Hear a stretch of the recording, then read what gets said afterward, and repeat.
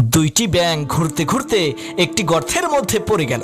গর্ত থেকে বের হওয়ার জন্য ব্যাঙ দুটি লাফাতে শুরু করলো। তখন গর্তের উপরে থাকা কয়েকটি ব্যাঙ চিৎকার করে বলতে লাগলো, এই গর্ত থেকে বের হওয়া অসম্ভব। তবুও দুইটি ব্যাঙ কারো কথা না শুনে চেষ্টা চালিয়ে গেল। আর ওদিকে উপরে থাকা ব্যাঙগুলো চিৎকার করে বলতে লাগলো, এই গভীর গর্ত থেকে বেরোনো অসম্ভব, তোমরা ওখান থেকে কখনোই বের হতে পারবা না। উপরে থাকা ব্যাঙগুলোর কথা শুনে দুইটি ব্যাঙের মধ্য থেকে একটি ব্যাঙ লাফানো বন্ধ করে দিল, কিন্তু আরেকটি ব্যাঙ আরো বেশি জোরে জোরে লাফাতে শুরু করলো। লাফানোর এক পর্যায়ে ব্যাঙটি গর্তের বাইরে চলে আসলো।